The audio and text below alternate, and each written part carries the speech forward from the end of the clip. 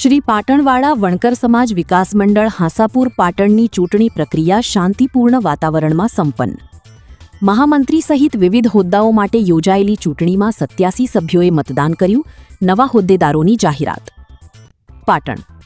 શ્રી પાટણના રોજ પાટણ 135 વણકર સમાજની વાડી ખાતે ચૂંટણી પ્રક્રિયા યોજાઈ હતી.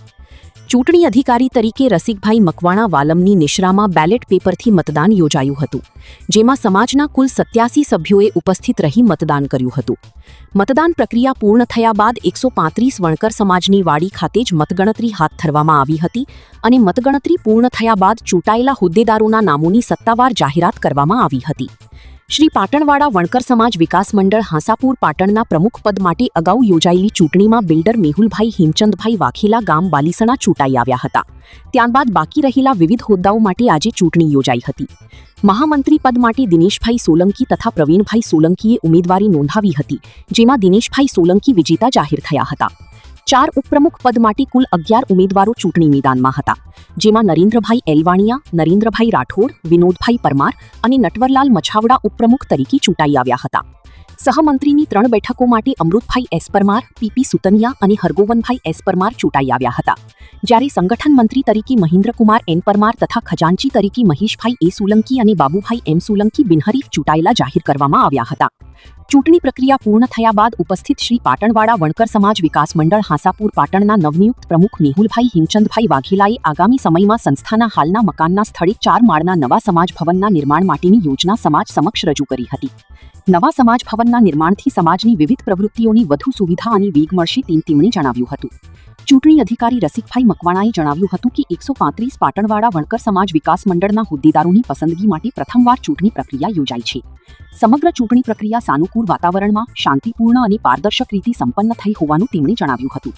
સાથે જ નવા ચૂંટાયેલા તમામ હોદ્દેદારોને શુભેચ્છા પાઠવી સમાજના વિકાસ માટે સાથે મળીને કાર્ય કરવાની અપેક્ષા વ્યક્ત કરી હતી. પરેશ ચાલા, બ્યુરો ચીફ, જય હિન્દ એક્સપ્રેસ ન્યૂઝ પાટણ.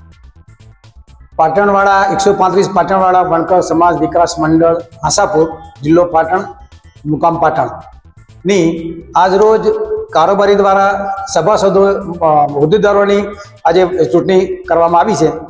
આ સંસ્થા 1983 થી રજીસ્ટર થયેલી છે, પરંતુ આજ સુધી એમાં ચૂંટણીનો સમય આવ્યો નથી, પણ આ વખતે એમાં ચૂંટણીનો સમય આવ્યો છે અને ચૂંટણી ખૂબ સૌહાર્દપૂર્ણ વાતાવરણમાં, ખૂબ સારા વાતાવરણમાં, સહાનુભૂતિપૂર્વક વાતાવરણમાં અને સૌના સહકારથી ખૂબ સરસ નું આજે પરિણામ આવ્યું છે. મહિના પહેલાં આપણે આ સમાજ વિકાસ મંડળના પ્રમુખશ્રીની ચૂંટણી કરવામાં આવી હતી. એ ચૂંટણીમાં 2 ઉમેદવારો અમારા ઉભેલા હતા. એમાં એક મેહુલભાઈ વાઘેલા, જેઓ બાલીસણા ગામના છે, અને હસમુખભાઈ દિવાન, જે ઉનાવા ગામના છે, એ ઉભા રહેલા હતા. એ સમયે શ્રી હસમુખભાઈ દિવાનને 23 વોટ મળ્યા હતા અને શ્રી મેહુલભાઈ વાઘેલાને 44 વોટ સાથે પ્રમુખ તરીકે વિજેતા જાહેર કરેલા હતા. હવે આજરોજ અમે બાકીના મહામંત્રી, પ્રમુખશ્રી, ઉપપ્રમુખશ્રી, સહમંત્રીશ્રી, સંગઠન મંત્રીશ્રી અને ખજાનચીની ચૂંટણી કરવાની હતી. તે પૈકી મહામંત્રીની જે ચૂંટણી કરવામાં આવી એમાં 2 ઉમેદવારો હતા. એક ભાઈ હતા અમારા પ્રવીણભાઈ સોલંકી અને બીજા હતા દિનેશભાઈ સોલંકી. તો 2 ઉમેદવારોમાં સૌથી વધુ વોટ દિનેશભાઈ તલાટીને મળતા તેઓને મહામંત્રી તરીકે વિજેતા જાહેર કરેલ છે. એ જ રીતે ઉપપ્રમુખશ્રીને પણ ચૂંટણી કરવામાં આવી. એમાં લગભગ 11 ઉમેદવારો જેવા હતા. તે પૈકી 4 જે સિલેક્ટ કરવાના હતા, એ પૈકી 4 જે સૌથી વધુ વોટ મળ્યા છે, એમાં જે 4 ઉમેદવારો છે એમાં ચોથા નંબરે જે ઉમેદવાર છે એ નરેન્દ્રકુમાર મછાવડા છે, જેમને 42 મત મળ્યા છે. બીજા નંબરે જે છે નરેન્દ્રકુમાર રાઠોડ, જેને 44 મત મળ્યા છે. ત્રીજા નંબરે છે વિનોદભાઈ પરમાર, જેમને 45 મત મળ્યા છે.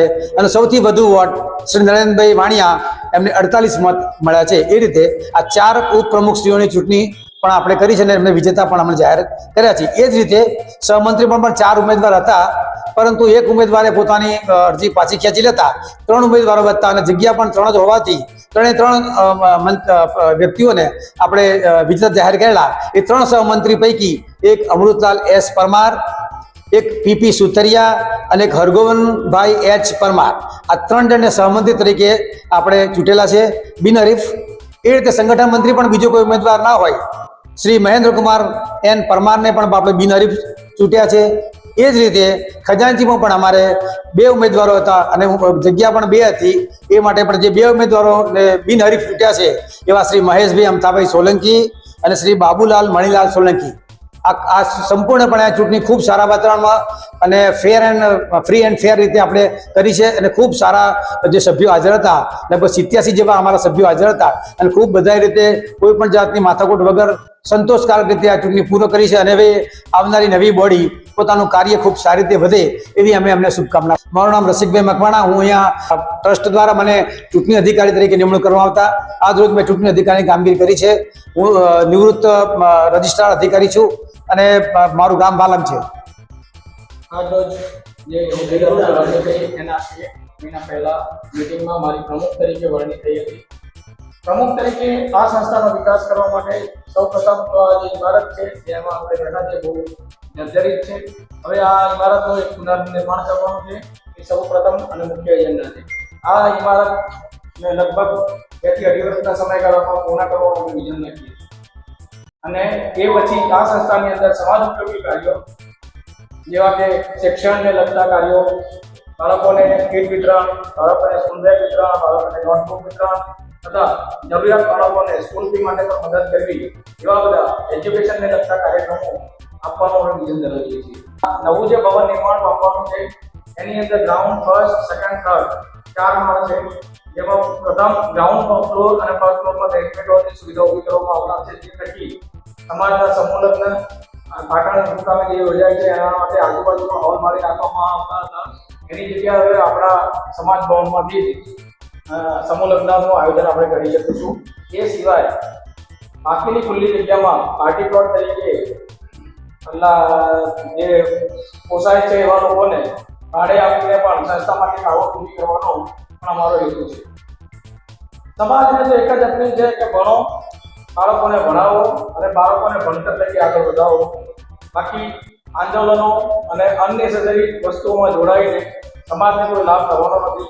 માટે ફક્ત ને ફક્ત ભણતર પર ધ્યાન આપવું અને કેમ કરીને સરકારી નોકરી મેળવવી એ જ લક્ષ્ય હોવું જોઈએ. મારું નામ મેહુલ હેમુભાઈ વાઘેલા, ગામ બાલિસના, વ્યવસાય મુંબઈ ખાતેનું નિવાસી.